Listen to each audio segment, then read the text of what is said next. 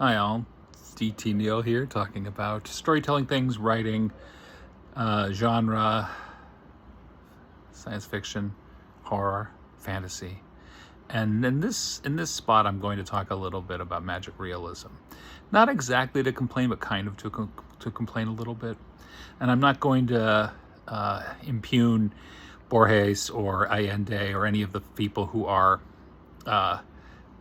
great writers of magic realism, because they do their thing and they do it well.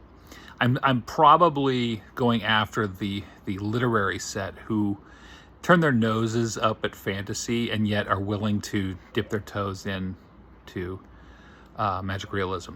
And for me, that feels so. It's kind of like I think they got kind of bored of being in the literary world purely, so they're just like threw a little sprinkle of glitter that comes with magic realism, so that they're still grounded in the quote real world, but they're not fully escapist like fantasy.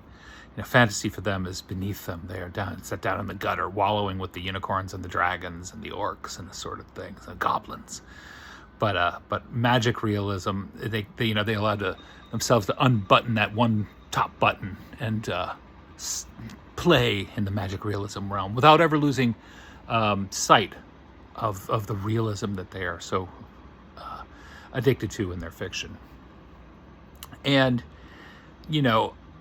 I understand literary writers versus genre writers who have that highfalutin notion of literary fiction, with an emphasis on beautiful language and stories that aren't necessarily plot driven at all, but are rooted in exploration of character and situation and circumstance, and really evoking an image of details of a particular realm. Oops. But that's the thing, is that I look at anyone who's willing to do magic realism, who still sneers at fantasy, and I don't know, I roll my eyes, because it's just like, oh, come on, just chill out, enjoy the ride, and that they are so uptight. And it's not like, the thing is, I understand within fantasy, and I especially understand this as having written fantasy, that there are people for whom they write junk fantasy. It's packed with tropes, like, oh, what chosen one is going to find, journey for some glorious destination and find themselves, enlightened and ennobled because of their grand quest, and realizing that they were the chosen one all along. I mean, that kind of stuff, sure, that's baggage from my perspective. But at the same time, I do kind of laugh. I do laugh. I don't kind of laugh. I always catch myself doing that. I do laugh at folk who are so grounded in the real world that even their fiction has to be deeply grounded in the real world. And that there's an absurdity. And I've talked about this before, but for me, there's an absurdity from a literary perspective, because it's still fiction.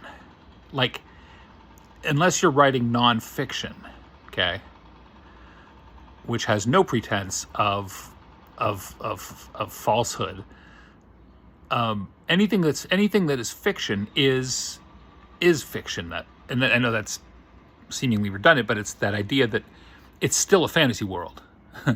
If you're writing a story that might be grounded in historical events and might have historical details, but it's a fictionalized account of something, that's still the pixie dust, above and beyond whether you embrace fantasy or if you just reject it. Literary folk get themselves caught in the trap of saying, well, I am writing truth. I'm writing truth. But they think that if you're writing genre work, that just because you're talking about unicorns and dragons and goblins and such and ogres, that there are no truths to be found in those places. And I think about the early days. I mean, come on, all those literary folk who turn their noses up at fantasy. I'm like, oh, but you like Beowulf, right? Are you cool with Beowulf? Is that okay because it's an early effort, and it's got centuries from now, so it's earned its passage of time. I just there's a bit of a double standard in my opinion in how they roll with that stuff. So I want to be like, for the magic realists out there, I'm like, come on, just drink a little moonshine from the genre world. You'll feel better. You'll be less uptight. Now, and it's not to say, that fiction, genre fantasy writers shouldn't pay attention to their language, their style, the form, the details, and all that. They should definitely do that. But the bias against fantasy in the hand, from the perspective of the literary set, is really funny to me. As if their story about an alcoholic ex-writer who is at odds with his with his spouse in his failing marriage in New Hampshire, and they are dealing with the problems of life, as if that is any less authentic than a story of people on a quest to make the world a better place in some fashion. I just think there's a bias there, which is ludicrous. It's more ludicrous now in America in 2024 than perhaps ever before. Like, I look around us and I think the so-called realist set among us, they are still quaffing lots and lots of fiction and nonsense to be able to function in their day-to-day existence. I could go on and on about that, and I won't. But I think the day-to-day existence in America is absolutely we are living in a fantasy world in so many ways. And a lot of like the brute reality that's hitting people is like a bucket of ice water of reality splashing them in the face as they fade. We're like, oh my gosh, all these things that I believe were all true are not true. So an American realist, an American literary realist, is going to still have mountains of fabrications, falsehoods, misperceptions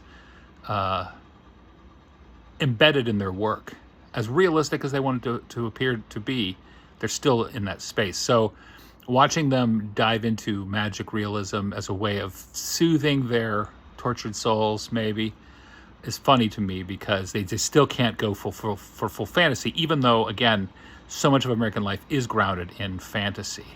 Just look at any American suburb, any gated community, and you're going to see absolute batteries of fantasy in there operating, how people function in American society. So there it is. I think I don't bear malice to the magic realists, but I also want to be like, you know what, you might owe it to yourself to explore a little fantasy and see, kind of escape from all of this.